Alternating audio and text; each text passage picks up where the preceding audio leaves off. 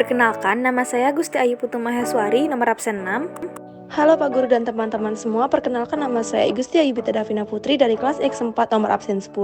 Kenalkan, saya Putu Devia Sinta Putri, nomor absen 28. Kenalkan, nama saya Tania Agrina Suari dari kelas 10-4 nomor absen 31. Perkenalkan, nama saya Feros Yusuf Alektra, absen 34. Pada kesempatan kali ini, kami akan menjelaskan tentang pertama, pembuatan biogas, kedua, perbandingan biogas dengan sumber daya alam non-bio, dan ketiga, hubungan biogas dengan prinsip kimia hijau. Yang pertama adalah pengertian biogas. Apa sih yang dimaksud dengan biogas? Biogas merupakan gas yang dihasilkan oleh bakteri metanogenik anaerobik, yaitu bakteri penghasil gas metan yang hanya dapat hidup dalam kondisi bebas oksigen dari proses perombakan bahan-bahan organik. Karena sifat gas metan yang mudah terbakar, biogas dapat dipakai sebagai sumber energi alternatif bagi masyarakat.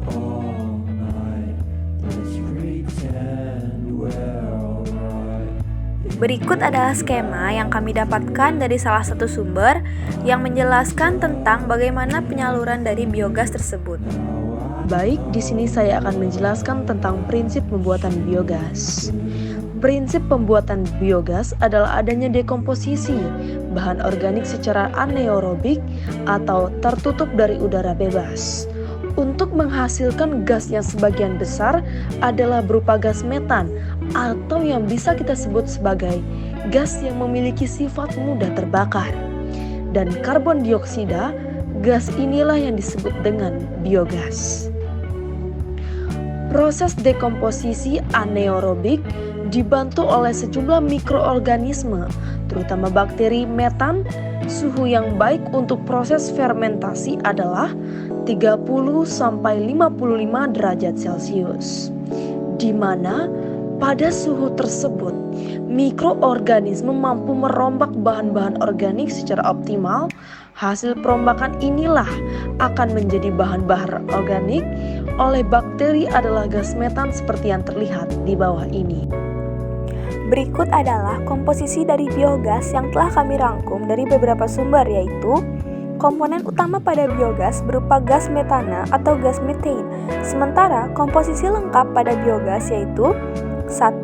Methane atau CH4 berjumlah 50-70%. Kedua, karbon dioksida atau CO2 berjumlah 30 hingga 40%. Ketiga, hidrogen atau H2 berjumlah 5 hingga 10%. Keempat, nitrogen atau N2 berjumlah 1 hingga 2%. Kelima, uap air atau H2O berjumlah 0,3%.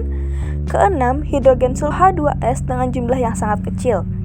Dari berbagai komposisi biogas tersebut, metana adalah unsur penting yang menjadi tolak ukur energi atau nilai kalor yang ada pada biogas.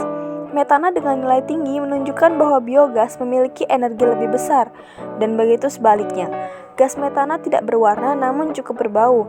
Jika dibakar, maka akan menghasilkan api biru tanpa mengeluarkan asap.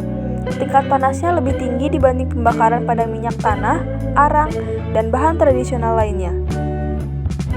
Baik, di sini saya akan membaca yaitu tentang membangun instalasi biogas.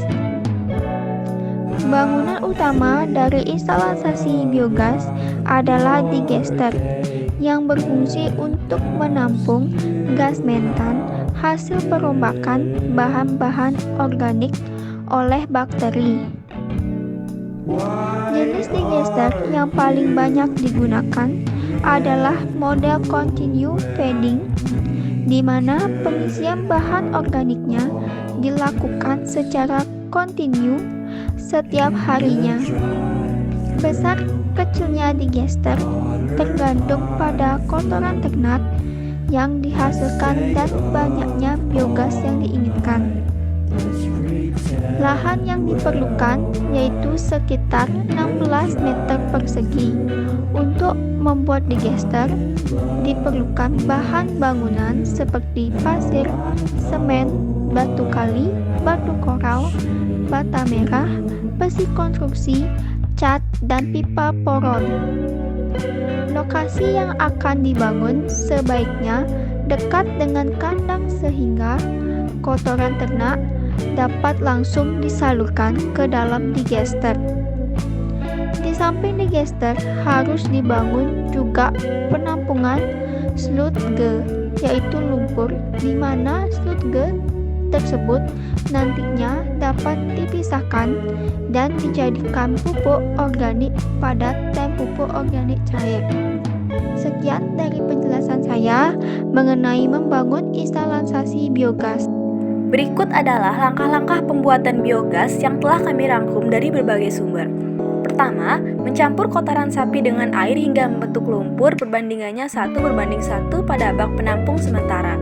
Bentuk lumpur akan mempermudah saat memasukkannya ke dalam digester. Kedua, mengalirkan lumpur ke digester lewat lubang masuk. Di saat pengisian pertama, keran gas bagian atas digester dibuka, memudahkan pemasukan bahan. Pada pengisian pertama diperlukan lumpur kotoran sapi dalam jumlah banyak hingga digester penuh.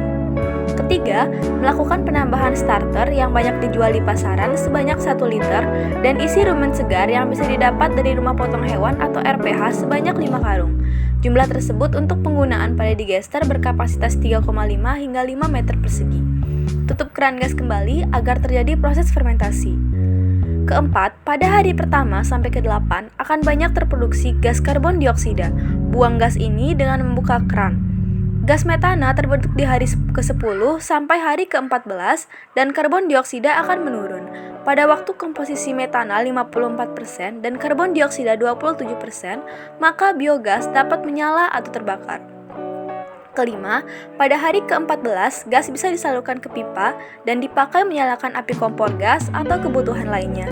Sejak hari ke-14, digester menghasilkan energi biogas yang selalu terbarukan. Biogas tidak akan berbau kotoran sapi. Keenam, terakhir, digester harus terus diisi lumpur kotoran sapi secara kontinu agar dihasilkan biogas yang optimal.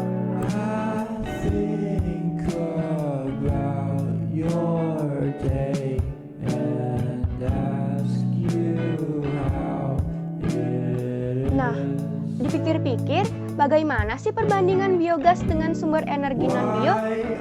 Yang pertama, kelebihannya adalah dapat mengurangi efek rumah kaca dikarenakan biogas ramah lingkungan. Yang kedua, bisa menjadi sebuah metode untuk pengolahan limbah. Yang ketiga, proses pembakaran yang tidak mengeluarkan asap. Yang keempat, bisa mengurangi penggunaan bahan bakar fosil, seperti minyak bumi, batu bara, dan juga gas alam. Sedangkan, ada juga sih kekurangannya. Apa saja sih? Kekurangannya membutuhkan biaya yang relatif cukup tinggi.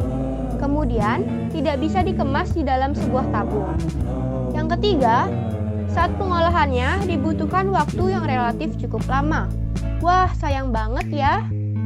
Tapi, di sini sudah menunjukkan bahwa kelebihannya lebih banyak ya.